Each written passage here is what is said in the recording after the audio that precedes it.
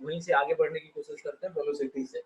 हम लोग अगर वेलोसिटी पढ़े थे तो कुछ कुछ टर्मिनोलॉजी पढ़ाते हैं वेलोसिटी के लिए, फिजिक्स में शायद आप लोग पढ़ लिए होंगे वेलोसिटी के लिए, ठीक है। वेलोसिटी, यहाँ पे एक और फॉर्मूला आपको पता होगा, शायद जानते ही हैं आप लोग, मोमेंटम। हम सबका ग्राफ बताने की कोशिश कर रहे हैं। मोमेंटम इक्वल टू क्या होता है जी, क्योंकि हम सर्कुलर पाथ की बात कर रहे हैं तो हमारा एम भी आर होगा। और यही फॉर्मूला एक और बार हम लोग लिखे थे, ये किसके इक्विवेलेंट होता है, n/2π के। क्लियर है। और एक मिनट इसको एंगुलर मोमेंटम कर दीजिए, ज्यादा बेहतर है। इसको क्या कर दीजिए, एंगुलर मोमेंटम, है ना। और सीधे मोमेंटम की बात करेंगे, सीधे मोमेंटम की बात करेंगे तो ये आपका m इंटू पी होता है, ये हमारा ठीक है, ठीक है। और एक और टर्म हम लोगों के पास होता है kinetic energy. Kinetic energy formula भी हम लोग देख चुके हैं, काइनेटिक एनर्जी बराबर एम बी ये। इसी के रेस्पेक्ट में अगर हम लोग कुछ ग्राफ देख लेते हैं, जो कि आप लोग को बड़ा इंपॉर्टेंट होगा, क्योंकि क्वेश्चन में अच्छा क्वेश्चन जो बनाता है वो आपको सीधे ग्राफ दे देगा और वहीं से आपको क्वेश्चन पूछेगा, ठीक है, वहीं से। तो हम लोग अब बात कर लेते हैं ग्राफ की, इसको थोड़ा ध्यान से देख लीजिएगा सब आदमी, ठीक है। ग्राफ्स, ठीक है। अब चलिए ग्राफ में क्या कहता है, अगर हम लोग ग्राफ जो बनाए वो किसका बना रहे हैं वो ध्यान देख लीजिएगा, वेलोसिटी और जेड का बना ले। अगर v और z का बनाएंगे तो एकदम सिंपल सा, दोनों एक दूसरे के डायरेक्टली प्रोपोर्शनल होगा। किसी न किसी एक पर्टिकुलर जगह से वेलोसिटी जीरो से नहीं शुरू होगा और ये इस तरीके से स्ट्रेट लाइन आपका होता चला जाएगा। बेसिकली ये कांस्टेंट होगा, जहां पर इन इक्वल टू आप मान ले रहे हैं कोई ना कोई एक कांस्टेंट टर्म होगा। आई बात समझ में, इसको यूज कर रहे हैं हम, इसको यूज कर रहे हैं ये वाले टर्म को, ठीक है। अब चलिए अब एक और देख लीजिएगा, एक और ग्राफ देखिएगा। ये सब ग्राफ थोड़ा ध्यान से याद रखिएगा, ठीक है। अगर हम ऐसा ग्राफ ले, अब लेते हैं वेलोसिटी और 1/n को यूज करते हैं। अगर 1/n को यूज करिएगा तो ये हमारा कुछ इस तरीके से हो जाएगा। यहाँ पे z equal to constant consider किया जाएगा, ठीक है। ये पीछे जो पढ़े हैं उन सबका थोड़ा थोड़ा कुछ कुछ रिलेशन का ग्राफ है, इसको थोड़ा बस ध्यान रखिएगा। फॉर्मूला से सीधे सीधे और कुछ नहीं है। और वेलोसिटी, उसके बाद एक और टर्म आपके लिए आ जाएगा वेलोसिटी और 1/n को करिएगा, जेड कांस्टेंट है। अगर नहीं होगा तो जैसे जैसे वेलोसिटी आपका डिक्रीज करेगा इस तरीके से ग्राफ बनेगा, ठीक है। पीछे जो जो फॉर्मूला देखें वेलोसिटी वाला, वहां से देखिए ना वेलोसिटी। तो ये 1/n होगा कि सिर्फ n के लिए होगा? नहीं, ये सिर्फ n के लिए होगा, ये सिर्फ n के लिए। वेलोसिटी का हमारा फॉर्मूला क्या था, z/n था ना, इतना इंटू कोई कांस्टेंट टर्म था, 2.18 इंटू 10⁸ सेंटीमीटर पर सेकंड, यही टर्म था ना जी। अब देखिए तो यहीं पे हम v और z का रिलेशन निकालें तो डायरेक्टली प्रोपोर्शनल होता है, ये तो बढ़ ही जाएगा। और ये एक टर्म, इसमें n को जो है वो कांस्टेंट मान लिया, इसी को हम ग्राफ के रूप में देख रहे हैं, ये वाला जो टर्म है। आई बात समझ में, बगल में लिख दीजिए वेलोसिटी से रिलेटेड ग्राफ है ये। अब आप लोग देखिए क्या क्लियर है, क्लियर विजिबल है आपका। अच्छा देखिए ना, यहाँ से यहीं से देख लीजिए, n यहाँ कांस्टेंट की बात की है, कांस्टेंट की बात की है। अगर n कांस्टेंट होगा तो ये सारा टर्म क्या हो जाएगा, कांस्टेंट हो जाएगा। और वेलोसिटी क्या हो जाएगा, डायरेक्टली प्रोपोर्शनल टू जेड के हो जाएगा। और जब भी डायरेक्टली प्रोपोर्शनल होता है तो क्या ग्राफ होता है उसका, बोलिए जल्दी से, स्ट्रेट लाइन होता है। क्लियर है क्या ये चीज, जब भी ये होगा तो ये बात क्लियर है, रिप्लाई कर दीजिए। Yes sir. ये बातें क्लियर है हमको लगता है। अच्छा, दूसरा चीज, अब एक और चीज हम लोग देखते हैं इसमें कि, अब देखिए अब हम लोग क्या कह रहे हैं, इसमें जेड को कांस्टेंट रखना है। अगर जेड को कांस्टेंट रखेगा उस केस में थोड़ा सा ध्यान दे लीजिए, कलर चेंज कर देते हैं, मतलब ये वाला टर्म कांस्टेंट हो जाएगा। इसका मतलब कि वेलोसिटी जो होगा वो यहाँ पे बगल में लिख दीजिए कि n जो है वो कांस्टेंट है, ये तब होगा। और ये इनवर्सली प्रोपोर्शनल टू n होगा जब ये हमारा टर्म कांस्टेंट होगा। क्लियर है, बात समझ में आई, ठीक है। तो इसका ग्राफ भी जो होगा, इसका भी ग्राफ जो बनेगा वो आपका स्ट्रेट लाइन बनेगा।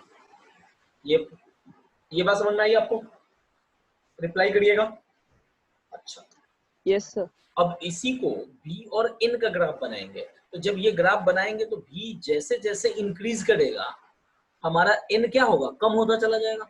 वो यहीं से पता चलता है हमारा, है ना। इससे उठा करके देखिए ना ग्राफ में, v जैसे जैसे इंक्रीज करेगा n जो है वो नीचे होता चला जाएगा। ये ठीक है, बस बात समझ में आई? इसमें किसी को कोई कंफ्यूजन है तो प्लीज बता दीजिए। कोई कंफ्यूजन? हर्ष बाबू ठीक है आप? ठीक है? Yes sir. अरे आयुष ठीक है? ये तो गायब रहता है लड़का। इरफान कहाँ गायब रहते हैं? चलिए ठीक है। अब नेक्स्ट हम लोग आते हैं। अब नेक्स्ट टर्मिनोलॉजी हम लोग को पढ़ना है calculation of energy of electron in any orbit की बात करते हैं। ठीक है, थोड़ा सा इसको ध्यान से देखिएगा, बहुत क्वेश्चन इस पर आता है। कैलकुलेशन ऑफ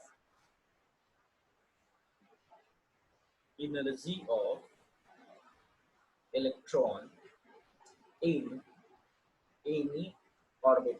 अच्छा, आप लोग ये ध्यान रखते चलिएगा। अभी तक हम लोग क्या क्या पढ़ चुके हैं? अभी तक हम लोग पढ़ चुके हैं कि रेडियस किसी भी इलेक्ट्रॉन का रेडियस निकालना, वेलोसिटी निकालना, है ना। अब तीसरा जो अभी हम लोग पढ़ रहे हैं उसका एनर्जी निकालना पड़ रहा है। क्लियर है? अच्छा, इससे पहले कुछ फॉर्मूला को हम आपको रिवाइज कराते हैं।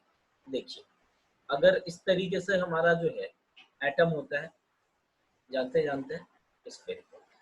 इफ सपोज इलेक्ट्रॉन कोई है हमारा यहाँ पर, इस सम वेलोसिटी के साथ ये ट्रेवल कर रहा होगा। इधर इसके बीच में कुछ ना कुछ इसका रेडियस होगा और वीएन इसका वेलोसिटी होगा। ये बात ध्यान में हमेशा रखना है। क्यूएन इक्वल टू क्या बताए थे? जेडी। क्यू2 इक्वल टू इलेक्ट्रॉन, क्योंकि एक इलेक्ट्रॉन का चार्ज होता है। अच्छा, इसी को लेकर के अगर हम लोग फॉर्मूला डिसाइड करें, फॉर्मूला बनाए, तो पीछे जो देखे हैं हम लोग उस फॉर्मूले के रिस्पेक्ट में देखें तो पोटेंशियल एनर्जी बराबर mgh आप लोग को याद है क्या? उसी को जब इसके इलेक्ट्रॉन के रेस्पेक्ट में लिखेंगे यहां से, तो ये आपका आता हुआ दिखेगा -ZE² डिवाइडेड बाई आर। एक फॉर्मूला फिलहाल ये याद रखना है। चलिए, दूसरा, अगर आपको काइनेटिक एनर्जी में तो कोई दिक्कत ही नहीं है भाई। काइनेटिक एनर्जी में तो आपको कोई दिक्कत नहीं है। 1/2 mv², यहां से तो सोचना ही नहीं है, तब ठीक है। चलिए, तीसरा, हम लोग एक चीज जानते हैं कि टोटल एनर्जी जो निकालना होता है वो क्या होता है हमारा? काइनेटिक एनर्जी प्लस क्या हो जाएगा आपका? पोटेंशियल एनर्जी हो जाएगा। ये बातें क्लियर है आप लोगों को? Total energy plus kinetic energy. अच्छा, इसी को सॉल्व करके लिख दीजिए तो 1/2 छूट गया, 1/2 mv² प्लस माइनस ZE²/r। ये बात क्लियर है? बोलिए जल्दी से।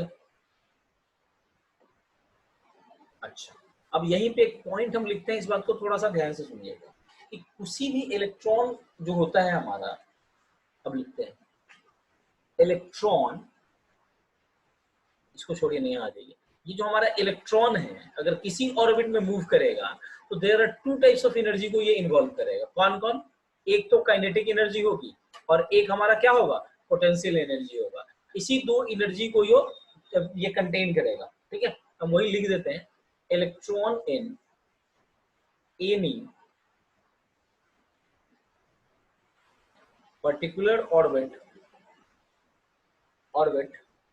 possess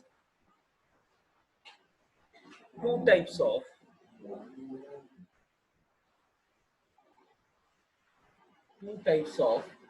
energies। सबसे पहला अगर होगा वो आपका होगा काइनेटिक एनर्जी। अच्छा, ये कोई आदमी बता सकते हैं कि काइनेटिक एनर्जी किसी भी इलेक्ट्रॉन में क्यों होगा? रिप्लाई, क्यों होगा? कॉन्स्टेंटली रिवॉल्व कर रहा है। Due to motion of electron. Clear है? अच्छा, काइनेटिक एनर्जी क्यों होगा? काइनेटिक एनर्जी क्यों होगा? Charge system of nucleus and electron, है ना, इसकी वजह से। न्यूक्लियस एंड इलेक्ट्रॉन, ये ध्यान रखना है, जिसकी वजह से ये फॉर्मूला ये चेंज हो गया आपका। नॉर्मली पोटेंशियल एनर्जी का फॉर्मूला आपका क्या होता था? आपका होता था क्या? जल्दी बोलिए तो, mgh होता था, उसकी वजह से। अच्छा, अब ये पता चल गया। अब यहीं से हम लोग एक चीज कह सकते हैं कि अगर थोड़ा सा ध्यान रखें तो इसमें इसका जो मोमेंटम एंगुलर मोमेंटम होगा। एंगुलर मोमेंटम का फॉर्मूला क्या बताया था पीछे, बताइए तो जल्दी से, जल्दी से, कोई नहीं बता रहा, अभी थोड़ी देर पहले बताए थे भाई। अच्छा छोड़िए इस बात को। अच्छा एक चीज देखिए तो, ये किसका फॉर्मूला बताए थे, कोई अभी बताएंगे? mv²/r किसका फॉर्मूला था? Centrifugal force. Centrifugal force. किसी भी, ये बात यहाँ पे बात करिए। और सेंट्रीफ्यूगल फोर्स क्या होता है? Tendency to fly away from centre. अच्छा ये बाहर जाना चाहेगा उतने ही जोर से, तो ये इसको अपनी तरफ खींचना चाहेगा। ये दोनों फोर्स इक्वल है तभी तो ये एक पर्टिकुलर पोजीशन पर ये ट्रेवल कर पा रहा है हर्ष बाबू। फिर जिस जिस मतलब फोर्स से ये अपनी तरफ खींच रहा है जितना एनर्जी लगा करके, उतनी ही एनर्जी से तो ये बाहर जाना चाह रहा होगा। इसीलिए ये दोनों बराबर है तभी तो ये काम हो रहा है। एक बार रिप्लाई करिएगा क्या ये करेक्ट है? ZE²/r² होना चाहिए। एक बार थोड़ा पीछे से करेक्ट कर लीजिएगा इसको आप, ठीक है? अच्छा ये बात समझ में आई कि नहीं, ये क्लियर है कि नहीं हर्ष? यहाँ पे यस सर। ये क्लियर है, ये कंसेप्ट क्लियर है, क्योंकि जितना से Yes, ये sir. बाहर जाना Sir, चाहेगा। बोलिए बोलिए सर माइनस ZD² था ना। नहीं, ये आपका ZE²/r² हम ले रहे हैं, ये हम उसके लिए ले रहे हैं क्योंकि हमारा जो उसका काइनेटिक एनर्जी होगा मोशन की वजह से वो चारों तरफ जो रोटेट कर, उसको छोड़ दीजिए। सेंट्रीपिटल फोर्स और सेंट्रीफ्यूगल फोर्स का फॉर्मूला इसको रख लीजिए, ठीक है? अब यहाँ से आप क्या कर सकते हैं, इसको काट दीजिएगा तो यहीं से आपको क्या मिल जाएगा, mv² बराबर तो वहाँ ZE²। R² नहीं R ही होगा शायद। नहीं नहीं, ये ZE²/r ही होगा, r² होगा, ठीक है? अब देखिए ना आगे सॉल्व हो जाएगा तो आपको पता चल जाएगा। और अभी थोड़ा देर पहले हम लोग फॉर्मूला पर हैं, इसका टोटल एनर्जी जो होगा वो kinetic energy plus potential energy, ठीक है? काइनेटिक एनर्जी का फॉर्मूला mv² था, उसके बदले आप इसको पुट कर दीजिए, कर दिए? अच्छा, और माइनस ZE²/r। अब ये बात समझ में आई? अरे भाई हम दोनों इधर जो एनर्जी इधर की तरफ लेगा, एक चार्ज सिस्टम की तरफ निकाले हैं और एक हम उसके सेंट्रीफ्यूगल फोर्स के रिस्पेक्ट में निकाले। ये बात समझ में आई? रिप्लाई करिए भाई। तो इसको लिख दें, टोटल एनर्जी आपका माइनस ZE²/r, बोलिए तो 1/2 भी होगा शायद। -1/2 ना। हाँ ठीक ठीक ठीक ठीक, इनटू 1/2। देखिए तो ये बात अगर समझ में आई तब ये बोलिए भाई। एनसीईआरटी में तो नहीं मिलेगा, देख लीजिएगा बस, फिर उसी में मिलेगा ये, बोलिए जल्दी से। और हम लोग जो सॉल्व करेंगे उसमें ये नेगेटिव साइन काउंट नहीं होगा, है ना? नेगेटिव साइन सिर्फ ये शो करता है, यहाँ पे लिख, यहाँ तक कोई आदमी बोलिए, negative sign of energy indicates, कोई समस्या किसी को हर्ष हो बोलिएगा, indicates that there is attraction between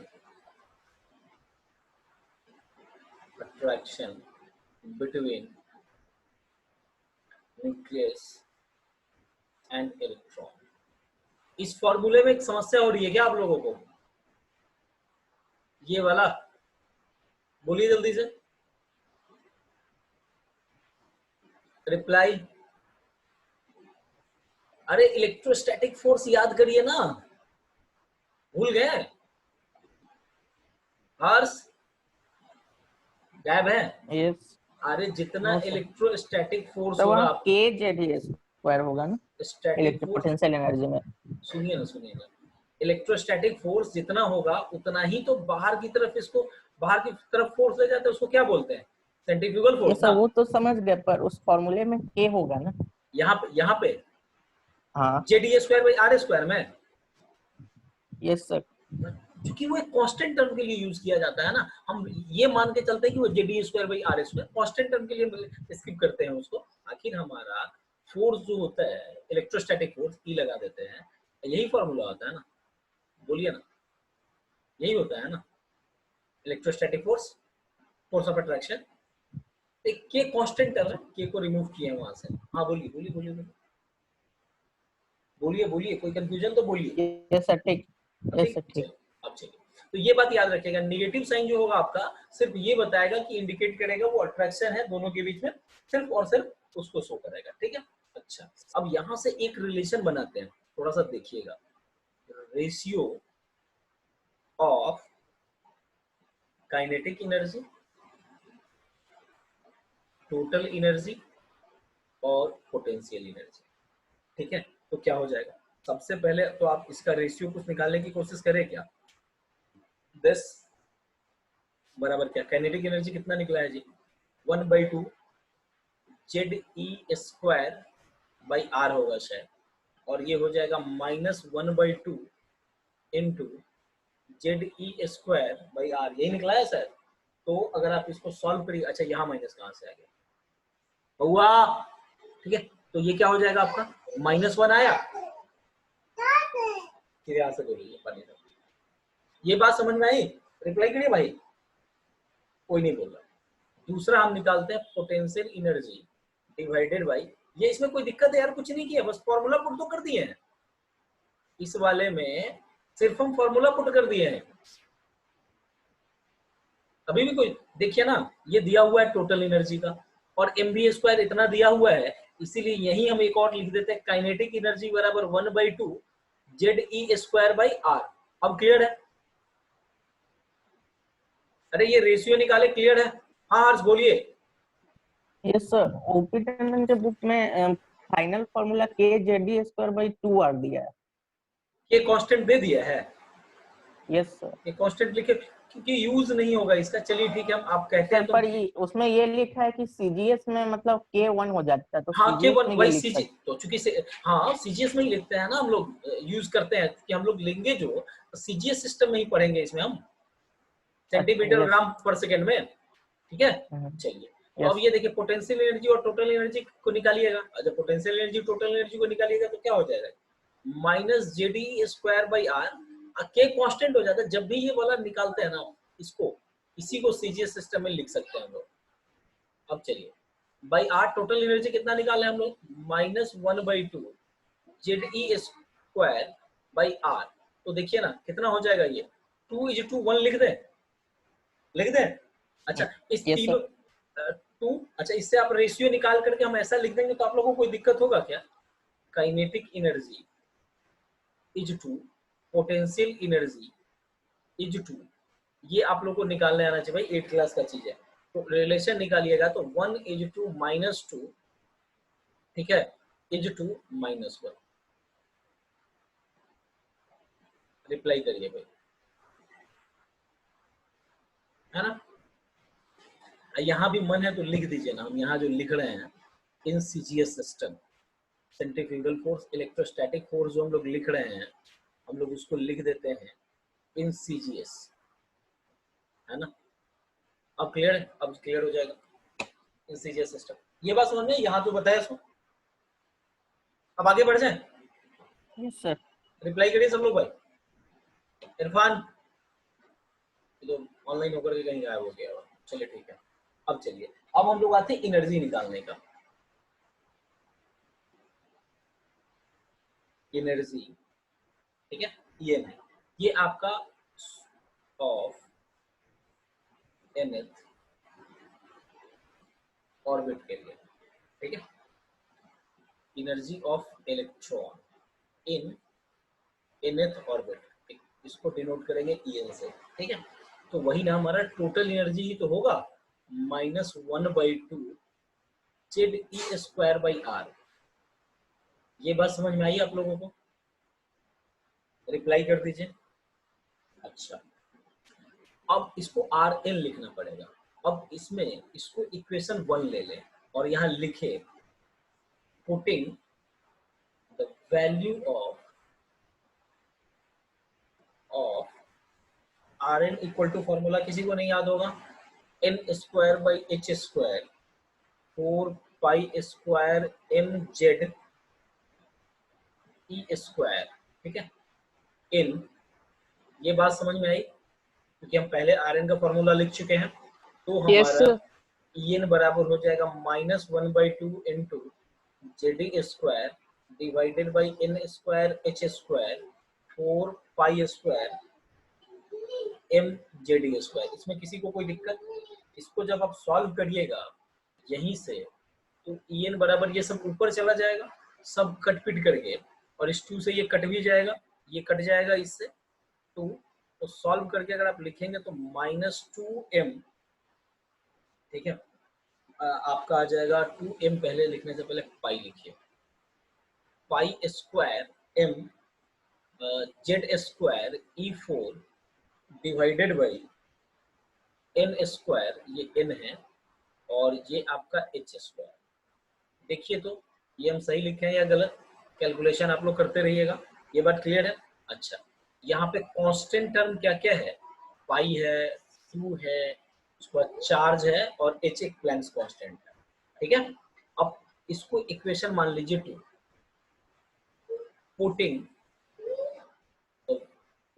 putting the value of constant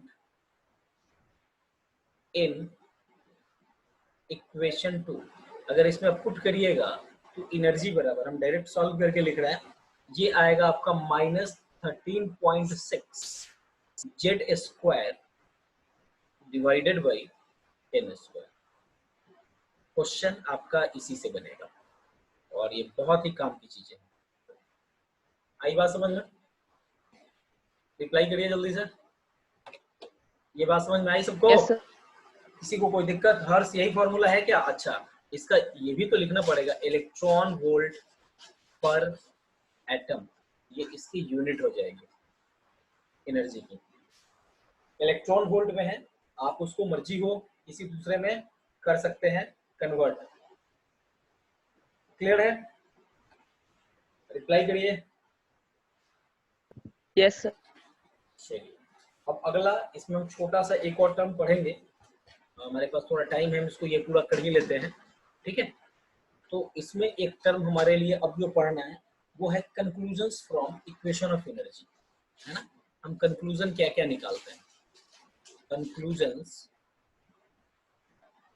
from equation of energy, है ना। आप लोगों को ये पढ़े हैं पूरा? हाँ हर्ष बोलिए। सर पिछले वाले स्लाइड में जेड कहाँ से आया? ये वाले स्लाइड में जेड कहाँ से आया? कौन सा दिखाइएगा एक बार। ये वाला सर आखिरी में जो जो ओ, Z square by N square है। हाँ ये वाला जेड, ये फॉर्मूला था ना, यहाँ से सॉल्व करिए ना, जेड ऊपर जाएगा तो जेड स्क्वायर नहीं हो जाएगा? ऊपर जेड भी है? अच्छा ठीक। हाँ हाँ, देखिए ना हम फॉर्मूला हम पढ़िए जेड कुछ। नहीं लिखे थे। अच्छा, कुछ किए ये जेड फॉर्मूला नहीं बस, लिखे थे। तो देखिए ये सब मिस्टेक मत हम्म। करिए एक आध में। चलिए अब ठीक है, अब चलिए, अब हम यहाँ आ गए। मतलब कैलकुलेशन पढ़ाने के बाद ना खुद से सब आदमी किया करिए, ठीक है, तो याद हो जाएगा। अब कैलकुलेशन तो बोर्ड में पूछेगा नहीं आपको, मेन फॉर्मूला याद होना चाहिए, लेकिन आना तो चाहिए, ये हमारे लिए इंपॉर्टेंट है। क्लियर है? तो सबसे पहला कंक्लूजन जो हम लोग निकालते हैं इसका, इसका क्या लिखते हैं कि एज डिस्टेंस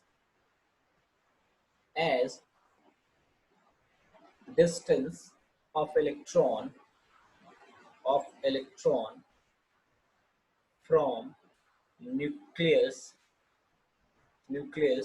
increases, ये बताए भी थे शायद हमको जहां तक याद आता है, increases, ठीक है, values of n increases, values of n increases, अरे जितना दूर जाएगा तो n तो इंक्रीज करता जाएगा ना, then energy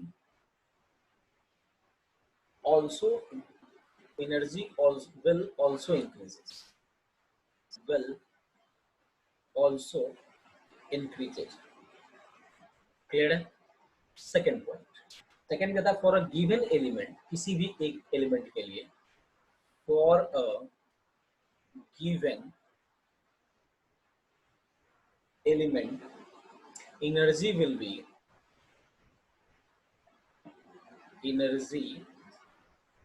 be constant as long as value of n is constant. n जब तक कांस्टेंट रहेगा तब तक ये काम चलता रहेगा इसका। थर्ड नंबर अब आएगा एज इनफाइनाइट, है ना, n की वैल्यू, यहाँ इनफाइनाइट का मतलब है n, ठीक है, नीचे लिख दे रहा है। Energy of electron will be zero, ठीक है, क्योंकि n हो जाएगा तो नीचे इनफाइनाइट जब भी आ जाता है वो क्या हो जाता है आपका जीरो। आप लोग को याद है ना, किसी भी टर्म को अगर डिवाइडेड बाय इन्फिनिटी करते हैं ये जीरो हो जाता है। कुछ याद है ये चीज? Any number divided by infinity tends to zero. ये बात क्लियर है? अच्छा, अब आप सब लोग आदमी एक बार फटाफट अपने कॉपी को पलट करके हमको फॉर्मूला बता दीजिए क्या क्या फॉर्मूला पर है। सबसे पहले आरएन का फॉर्मूला पर है। आरएन का एक बार पूरा फॉर्मूला बताइए, एक बार शॉर्टकट में बताइए, जल्दी से बताइएगा सब आदमी। आरएन का फॉर्मूला क्या था? हमको जहां तक याद आता है शायद n square h square divided by 4 pi Z E square m है क्या? आपको ये भी याद होना चाहिए और आपको ये भी याद होना चाहिए। इसका फॉर्मूला क्या था जल्दी बताइएगा।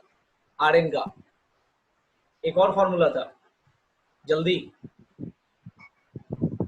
जल्दी reply. 0.529 into n square by z। हाँ, into n square by Z. अच्छा, यूनिट एंगस्ट्रॉम। नहीं, एंगस्ट्रॉम कहाँ से होगा? रेडियस के एंगस्ट्रॉम में होगा। सेंटीमीटर पर एंगस्ट्रॉम में होगा। अच्छा सॉरी, रेडियस है ना, हाँ ले लेंगे। वेलोसिटी, हाँ ठीक, सॉरी मिस्टेक हो गया, ठीक है। अब चलिए, वेलोसिटी का फॉर्मूला क्या था जल्दी बताइए। 2 pi z square by nh। 2 पाई गलत नहीं बताइएगा, JD square by nh। By NH, ये एकदम करेक्ट है,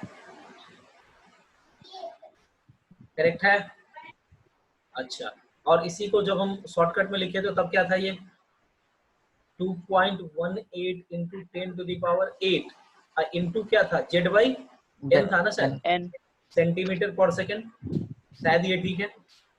एक ही आ गया आपका, ये सारा सब लोग याद कर लीजिएगा। और तीसरा हम लोग क्या निकाले हैं अभी सबसे लास्ट में? एनर्जी का फॉर्मूला क्या लिखते हैं जल्दी बोलिएगा। एनर्जी का फॉर्मूला फटाफट जल्दी, कोई नहीं बोल रहा, जल्दी।